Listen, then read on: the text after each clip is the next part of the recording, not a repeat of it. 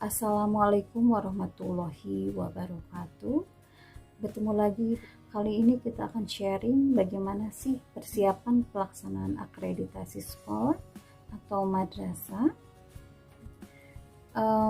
supaya dapat terlaksana dengan baik, lancar, dan memberikan hasil yang maksimal. Untuk akreditasi sekarang ini ada yang melalui daring, ada yang melalui luring atau tatap muka langsung.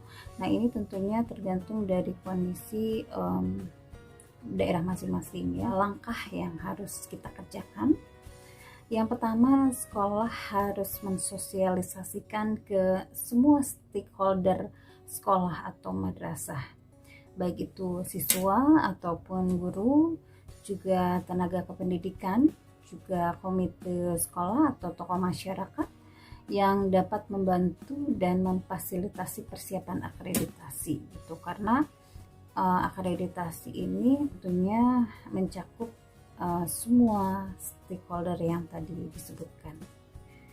Langkah yang kedua, sekolah perlu membentuk tim kerja yang mempersiapkan semua dokumen dan bukti fisik secara nyata, akurat, dan dapat dipertanggungjawabkan.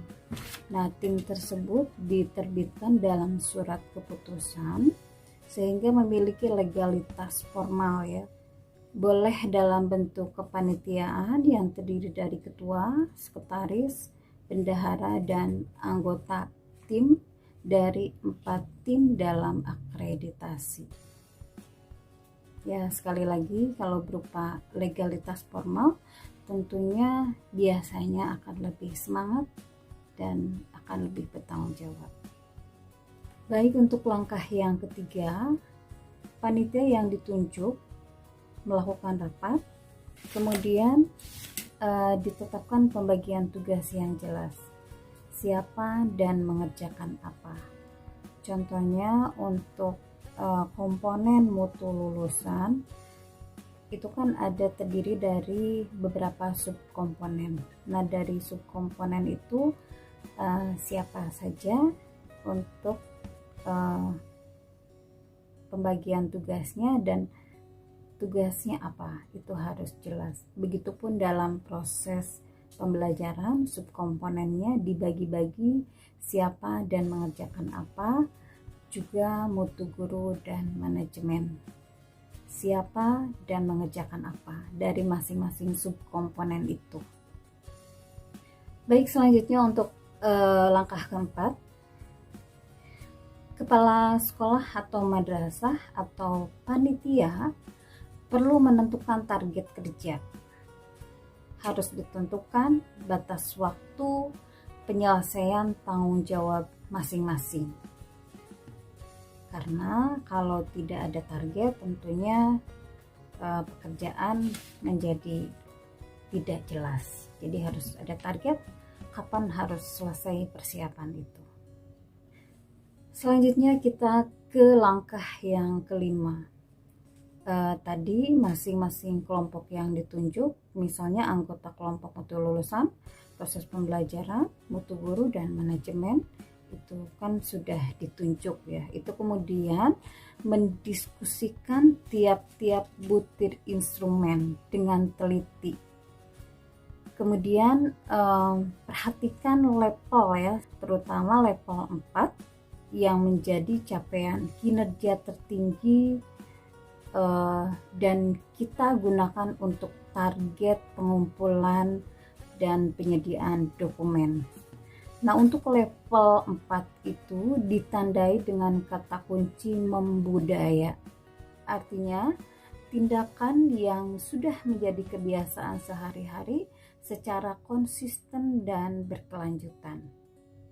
Gitu. Jadi, ketika kita memilih level 4, itu berarti sudah membudaya, artinya sekali lagi bahwa kebiasaan itu sudah dilaksanakan sehari-hari secara konsisten dan berkelanjutan.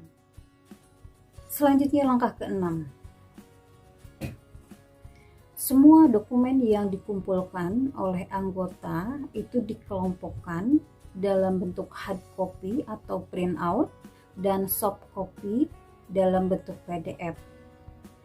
Nah, dokumen dalam bentuk hard copy itu dimasukkan ke dalam map menurut nomor butirnya ya. Jadi ada map-map sesuai dengan nomor buktinya. Nah, itu dimasukkan ke map-map itu. Di atasnya dikasih label sesuai dengan butir masing-masing. Kemudian untuk soft copy-nya itu dibuat dalam satu folder menurut butirnya masing-masing. Jadi satu folder satu komponen, misalnya komponen mutu lulusan, komponen proses pembelajaran, komponen mutu guru, kemudian komponen manajemen. Nah, yang soft copy kemudian butirnya nanti akan diupload di Sispenak. Jadi tidak akan pusing, tinggal mengikuti yang ada di file aja karena sudah dipisah-pisahkan, jadi akan dengan mudah mengupload ke Sispenak.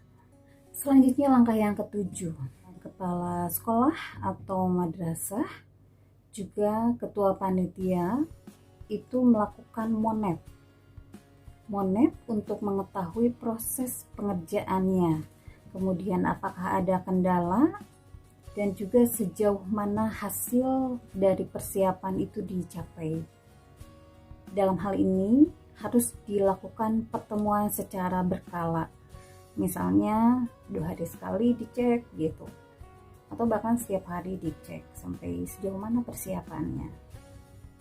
Selanjutnya langkah ke-8, perhatikan butir instrumen yang memerlukan dokumen pendukung, misalnya bukti fisik dari hasil karya dalam proses pembelajaran, misalnya portofolio siswa, kemudian hasil kreativitas dan inovasi dalam proses pembelajaran, kemudian foto-foto pendukungnya. Nah, itu dipersiapkan dan dikumpulkan juga bukti fisiknya. Kemudian langkah yang ke-9, semua dokumen yang telah terkumpul ditempatkan dalam satu tempat dan diatur sehingga nantinya mudah diperiksa oleh tim akreditasi yang memverifikasi data. Misalnya di bangku 1 itu untuk dokumen mutu lulusan dengan map-map yang sudah dibagi berdasarkan butir.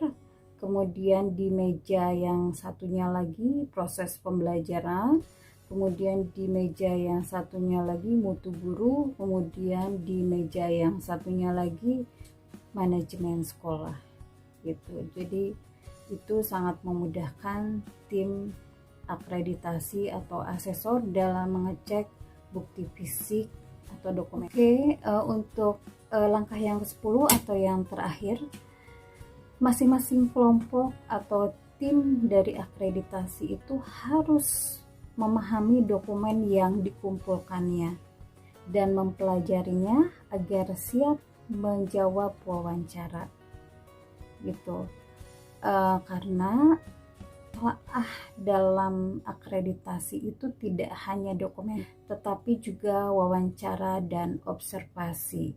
Ketika wawancara dan observasi, setiap personil yang diwawancarai yaitu kepala sekolah atau madrasah, kemudian wakil kepala sekolah atau madrasah, kemudian guru, siswa, orang tua, komite, dan masyarakat, itu tentunya harus memberikan jawaban yang selaras dengan dokumen serta jawaban personil satu dengan yang lain tidak bertentangan tetapi searah dan saling mendukung.